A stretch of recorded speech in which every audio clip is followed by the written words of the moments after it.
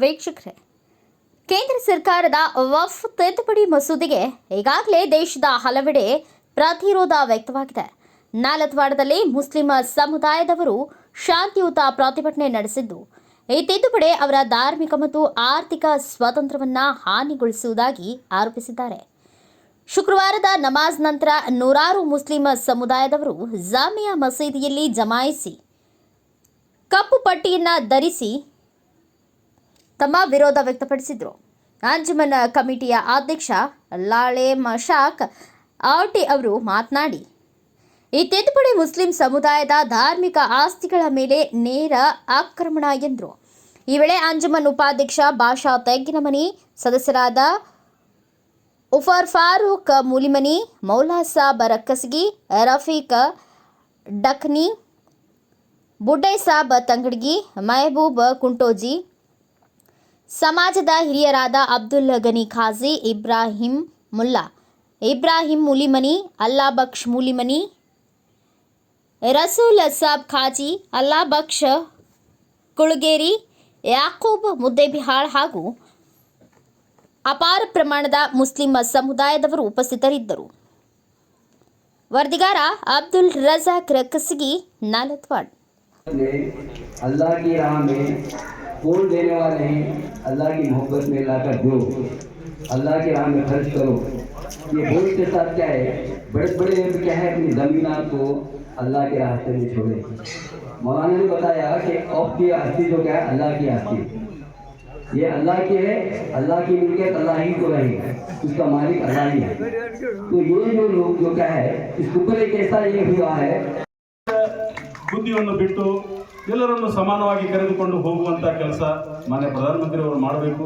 ದ್ವೇಷದ ರಾಜಕಾರಣ ಮಾಡುವವರು, ರಾಜಕಾರಣ ಚುನಾವಣೆ ಸಂದರ್ಭದಲ್ಲಿ ಜಾತಿ ಮತ ಪಂಥ ಅಂತ ಇರ್ತದೆ, ಆದರೆ ಸರ್ಕಾರ ಆದ ನಂತರ ಜಾತಿ ಮಾಡುವಂಥ ಯಾವುದೇ ಪ್ರಧಾನಮಂತ್ರಿ ನಾವು ಯಾರೂ ಕಂಡೇ ಇಲ್ಲ.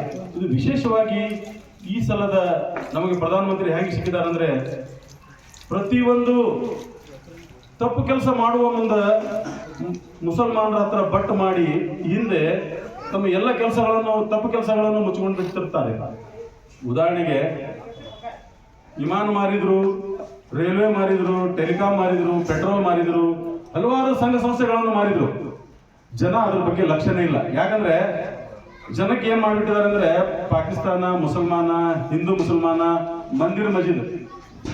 ನಾನು ಹೇಳಿಕ್ಕೆ ಇಚ್ಛಪಡ್ತೀನಿ, ನಮ್ಮ ಹಿಂದೂ ಬಾಂಧವರಲ್ಲಿ ಇವರ ನಿಜವಾದ ಬಣ್ಣ ಬಯಲಾದ ದಿನ, ನಾನು ಮೋದಿಯವರೇ, ನಿಮ್ಮ ನಿಜವಾದ ಬಣ್ಣ ನಮ್ಮ ಹಿಂದೂ ಸಹೋದರರಿಗೆ ಏನಾದರೂ ಗೊತ್ತಾದರೆ ನಿಮಗೆ ಉಳಗಾಲಿಲ್ಲ.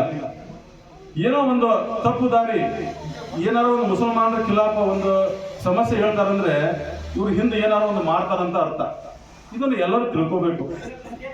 ಇಬ್ರು ಮಾಡ್ತಾ ಇದ್ದಾರೆ, ಇಬ್ರು ಕೊಂಡ್ಕೊಂತ ಇದ್ದಾರೆ. ದೇಶ ಹಲವಾರು ದಶಕಗಳಿಂದ ನಮ್ಮ ದೇಶವನ್ನು ಕಟ್ಟಿ ಸುಭದ್ರತೆಯಲ್ಲಿ ಇಟ್ಟು ಮಡಿದು ಹೋದಂತ ಹಲವಾರು ಜನ ರಾಜಕಾರಣಿಗಳಿದ್ರು. ಆದ್ರೆ ಇವತ್ತು ಅದನ್ನೆಲ್ಲ ಒಂದಿಬ್ರು ಮಾಡ್ತಾ ಇದ್ದಾರೆ, ಇಬ್ಬರು ಖರೀದಿ ಮಾಡ್ತಾ ಇದ್ದಾರೆ. ಇಷ್ಟೇ ನಡೆದಿದೆ ದೇಶದ ಪರಿಸ್ಥಿತಿ. ಇದನ್ನು ಜನ ಪ್ರಶ್ನೆ ಮಾಡಬಾರ್ದಂತ ಹೇಳಿ ಹಿಂದೂ ಮುಸಲ್ಮಾನ, ಹಿಂದೂ ಪಾಕಿಸ್ತಾನ ಇಂಡಿಯಾ, ಇದು ಮಟನ್, ಬುರ್ಕಾ, ಇನ್ನೇನೋ ಸಮಸ್ಯೆಗಳನ್ನು ಎಬ್ಬಿಸಿ ಜನರ ದಾರಿಯನ್ನು ದಿಕ್ಕು ತಪ್ಪಿಸ್ತಾ ಇದ್ದಾರೆ.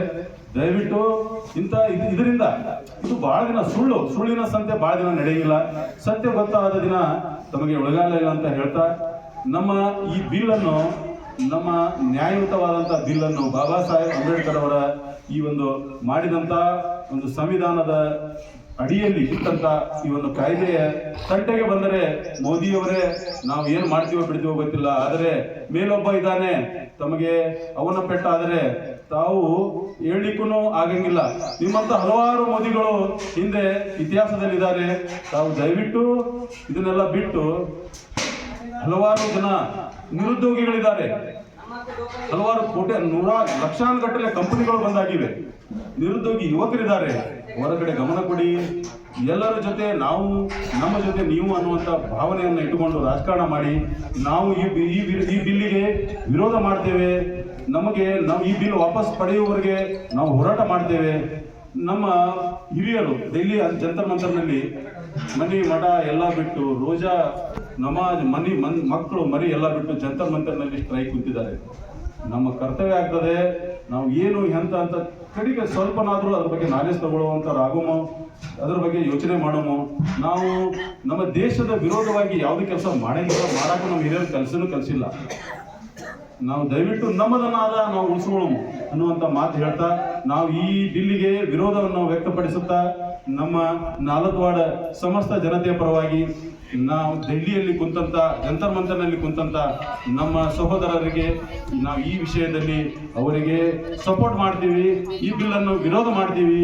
ಕೇಂದ್ರ ಸರ್ಕಾರಕ್ಕೆ, ಮೋದಿ ಸರ್ಕಾರಕ್ಕೆ, ತಪ್ಪು ಬಿಲ್ ಮಂಡನೆ ಮಾಡಿದಂತ ಮೋದಿ ಸರ್ಕಾರಕ್ಕೆ किया गया है। पहले हमें इसे समझेंगे, वक्फ क्या है?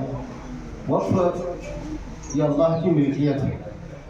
वक्फ ये अल्लाह की मिल्कियत है।